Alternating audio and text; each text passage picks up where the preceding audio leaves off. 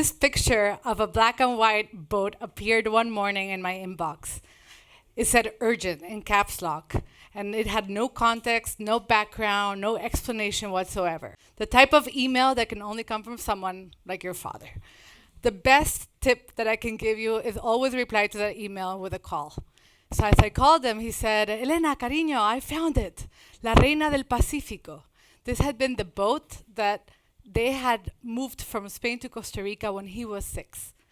And in some strange life parallel, I also moved for the first time when I was 6. Started migration routes that took me from Costa Rica to Mallorca, where I currently live. And I have lived in 25 homes, I actually counted, in 15 different cities. So how many of you are part of this Earth Club and have lived in so many different cities and are probably right now in a place that's separate from where you were born, and perhaps even your ancestors moved on a boat from one continent to another? So this is the t-shirt that I wish I could have worn all the time, and I wish I had it in adult sizes. Because really, feeling from Earth Club is what brings us together, right?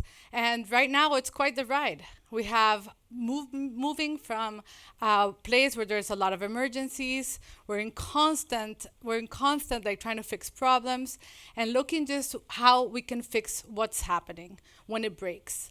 So we've really been, and I've been working in sustainability for the last 15 years.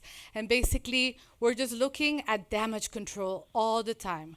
How do we manage the mess that we have been making? How in the last 15, 20 years, as we look back, we're just trying to let fires go out and really create less harm. We're measuring carbon footprints and we're trying to buy carbon credits. We're just fixing what we made. So we're in this emergency mode. Now imagine if we could look things with fresh eyes. I want you now to look at any other point of the room that's not the stage or your phone, and fix your eyes somewhere else in the room. And as you continue hearing my voice, now you've gained perspective. Now you can see the system. Perhaps you're looking at a new door that you hadn't noticed that appeared when you came in. And as you look around, this is what we call in regeneration systemic thinking. What new possibilities can emerge? How can we move from being in one place to interdependence and adaptation, and really moving from this state of constant emergency to emergence? Because that's what really designing for possibility brings forth. So I wanted to tell you 2 stories that have really inspired me into what regeneration could mean and what regeneration can mean for business. Now, we had the speaker before from Australia, and this is a beautiful mountain that's in the center of Australia called Uluru. Now, you're not allowed to take close-up pictures from Uluru, I found out when I was there, because every crevice, every detail of this mountain, to the communities that have been living there for many years, it's like a survival guide. So they don't want this information traveling around the world unless you have been there, because these are like survival tactics. It's like the guide that they go to whenever they need to tell stories and they need to pass that information from generation to generation. So how beautiful that the story of those communities is impregnated in the landscape, and that the landscape is part of their story. How do we feel about cities today when we are basically looking at destinations as a bucket lists, right? And every community we go to has kind of become a commodity. How more powerful would we be if we actually could make from place where we are growing and being and doing? So if you are lucky enough to have your grandma and grandpa alive, give them a call. Because place is not only about location, it's also about your family history, where you're coming from. That's why that story, that boat picture that my dad found, he was so excited about, because it gave us context into how we moved from continent to continent. A picture that nowadays we have millions of pictures, that back then they were hard to come across. So it's really important to understand that place, and without place, regeneration doesn't happen. That's why also when you're going to plant a seed, you look for soil that's very specific.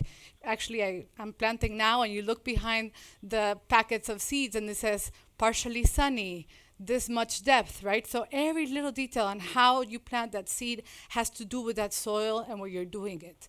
So place is where really it comes out, all regeneration and where we're going forward. So, and this we can learn really from indigenous communities, local communities.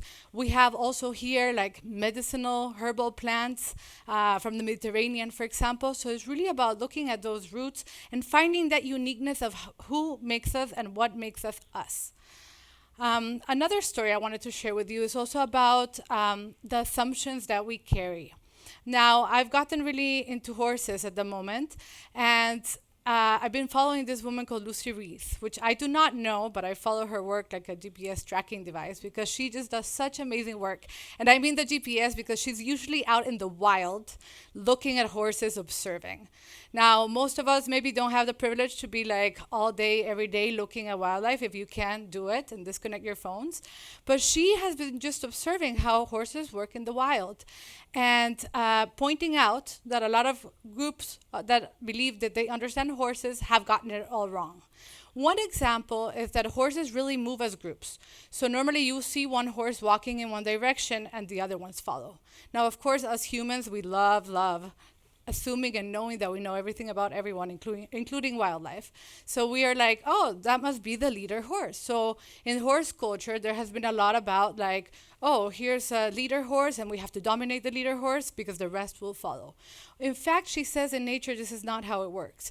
You have one horse that has a need or a move and or a reason to go somewhere. For example, I'm thirsty or I'm hungry, and it starts moving, and the rest follow. So this movement of synchronicity and cohesiveness is one that is really seen in the behavior of horses and how they walk around. So this is an invitation to also think about how many assumptions do we have? Like how many things do you see or do you believe that need to be that way? In business, for example, we have thought that business needs to work a specific way, that profit needs to go one direction, that really like growth and scaling is the only solution forward. Well, what if really there were other possibilities? What can we learn from nature? Nature is the expert in regeneration, and it seems like we need a lot of it right now. So why don't we stop and see how does nature actually regenerate? Like what can we see from the systems and how it works? So basically, I also I wanted, and here's like a little wild thought that I wanted to leave you with as well, is we are all of us working in sustainability. We're like, what else can we do? What else can we bring down? What other projects can I be a part of? And really, in the last years, we've seen nature regenerate itself. And the wild thought is, what if we really just got out of the way? Like, what if we don't have to be doing things? And that's also why the invitation with this talk was like, what's next? What is this kind of aversion we have to like looking for the next thing we can do? What if we just simply stop? What if we simply are? What if we just take our place and really take that moment to be? Because we cannot regenerate Earth if we don't regenerate ourselves as well. We're also alive. We're also human. I've seen entrepreneur after entrepreneur going into complete burnouts, people that are open to bringing change to the world, ending up being unsustainable and ungrounded because you're trying to do too much too fast. So what if we would just stop, sit, like listen, observe, see what's around us, and then really from that point open up to possibilities. What is that uniqueness that you have, the uniqueness of the place that you're in, and how can you bring those two things together rather than this rapid race towards a direction that we don't know? What are your cycles? What are your rhythms? As I said, I'm now living in Mallorca, and your heart rate just slows down when I move from the city to the countryside. A lot of you probably have Fitbits and this type of things that are measuring your heart rate. Just check your cycles, check your rhythms, see what's moving inside of you. Perhaps you're having a bad day. Just, that's fine. There's no need to pretend and to put on a good face. So in this sense, it's really finding our own rhythms, finding our cycles. All of nature works with cycles, rhythms, and seasons. And knowing what season you're in is also super important. Knowing if you're young and like ready to do things, or if you're in a moment that you want to like rethink things and like take some time off, or you're feeling a little bit more like you're in a different stage of life and you want more tranquility, then know which stage you're in. Because it's, yes, regeneration and regenerative business is about the legacy that we leave behind and thinking about future generations. But we can't think about what we're going to leave behind if we don't live right now. And this moment is where the future of business is really created. So right now, I want you to look, and this is the last favor I'm going to ask you, to look around the room and like look at a person that's sitting next to you. And this person, you might not know where they're coming from, or we don't know where their ancestors got here, or how they made it, or what they brought in. Perhaps there's many things about this person that you might not yet know. But the possibility is all there. The future is all there. And really the future of regeneration and the future of business is in this room, in this place, and this is where change can happen. So welcome to the future of business. It's next to you. Thank you.